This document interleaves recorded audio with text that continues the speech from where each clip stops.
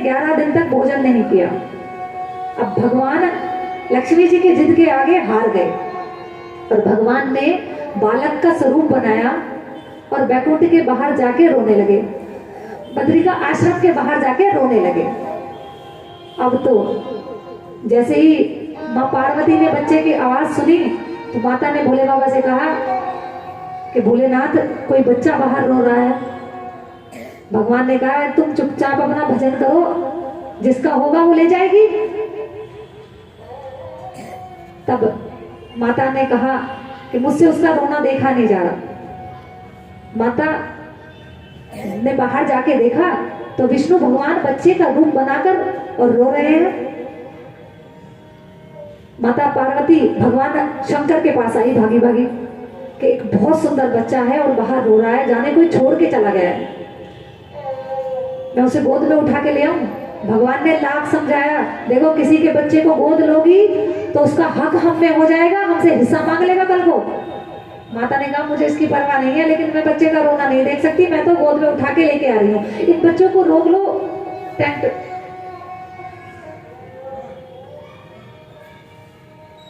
तो माँ भागी भागी गई और विष्णु भगवान को गोद में उठा के अंदर ले आई। भगवान ने कहा लो हो गया काम। अब शाम के 4 बजे भगवान ने कहा चलो घूमने जाने का समय हो गया। माता ने कहा घूमने तो जाना है, लेकिन इस बच्चे का क्या करें, इतना छोटा सा बच्चा किसके सहारे छोड़ के जाएंगे। बाबा ने कहा तुम बच्चा छोड़ो, यहाँ बहुत सारे गण हैं, नंदी हैं, सब संभाल लेंगे। माँ ने कहा ऐसे मैं बच्चा कैसे छोड़ के चली जाऊं, डर गया तो। भगवान ने कहा ये इनको सबको डरा के रखेगा, तू चल। माता को लेके भोलेनाथ घूमने गए हैं। बाहर से दरवाजा लगाया, कुंडी लगाई, अंदर विष्णु भगवान को बंद करके और घूमने चले गए। अब घूम फिर के आए हैं 7 बजे, आके कुंडी खोली, गेट खोले तो अंदर से बंद हो गया कब्जा। अब माता कुंडी खटखटाए, अरे दरवाजा खोलो, कोई अंदर से बोले ना। अब तो माता बड़ी टेंशन में आ गई कि ये क्या हो गया। भगवान ने कहा मैंने पहले ही कही थी, अब ले ली आफत मोल। भगवान अपने नंदी बैल में बैठे हुए हैं।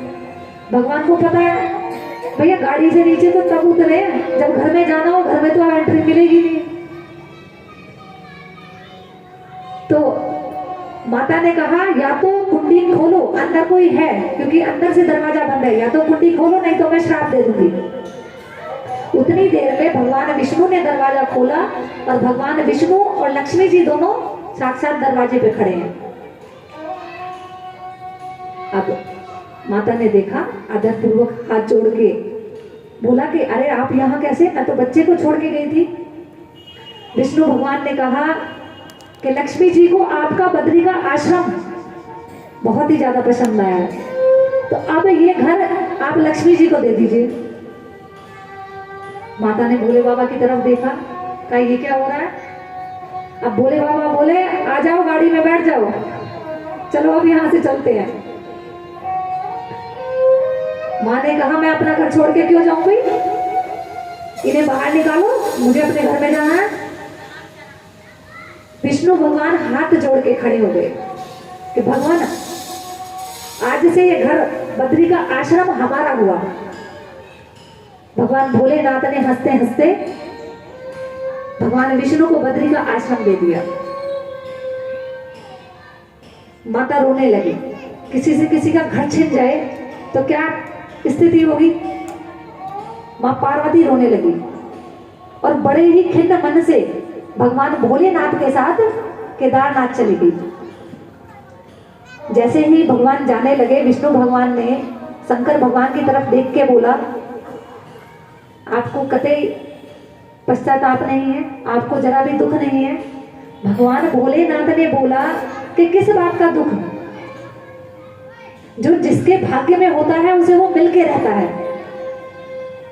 आज से आप इस बद्री का आश्रम में निवास कीजिए।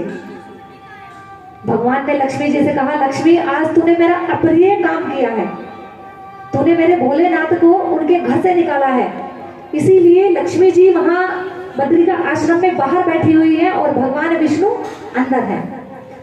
लेकिन भगवान ने उसी समय, भगवान भोलेनाथ ने सभी भक्तों को एक आशीर्वाद दिया कि जो भी इस बद्रिका आश्रम में आएगा और चने की दाल परिक्रमा करते हुए पीछे ले जाके 7 बार नमः शिवाय का जाप करेगा और आके विष्णु भगवान के मंदिर में दान करेगा, उसकी 3 महीने के अंदर सारी मनोकामनाएं पूर्ण हो जाएंगी। बोले शंकर भगवान की। ये वरदान देकर भगवान शंकर केदारनाथ को चले गए हैं। तो भगवान भोले तो सिर्फ एक लोटा जल से प्रसन्न होने वाले हैं। सभी देवताओं को कोई ना कोई चीज बहुत ही प्रिय है जिसके चढ़ाने से वो प्रसन्न हो जाते हैं, पर भोलेनाथ ओवरधानी इतने भोले हैं कि खाली एक लोटा जल उनके ऊपर चढ़ा दो तो सारी समृद्धियां आपको दे देते हैं। जो व्यक्ति जिस भी कामना से भगवान के ऊपर जल चढ़ाता है, जल अर्पण करता है, भगवान उसे वही वस्तु मनमानी दे देते हैं। तो ऐसा कहीं देवता कोई और देखा है? भगवान की महिमा अपरंपार है, भगवान की कथा अमृत है। जीव अगर इस अमृत को पी ले तो इस लोक और परलोक दोनों में ही सभी तरह से सुख पाता है। शिव रूप होकर भगवान के धाम को जाता है। शिव महापुराण की कथा सभी प्रकार से उत्तम और सभी उत्तम फल देने वाली है। इस कथा में 24,000 श्लोक हैं, 7 संहिताएं हैं, जिनके सुनने से सभी प्रकार के कष्ट दूर होते हैं, व्यक्ति मनवांछित फल पाता है और अंत में भगवान के धाम को, भगवान के रूप को प्राप्त करके जाता है। ऐसा भोला शंभू आपको कहीं नहीं मिलेगा। जैसा कि इस भारतवर्ष में भगवान हमारे लिए है। टाइम लगा दिया, कौन सा मेकअप कर रहा था? कहीं भी आप चले जाइए, किसी भी मंदिर में चले जाइए, आपको अनेक प्रकार की वस्तुएं चढ़ाने से फल प्राप्त होता है।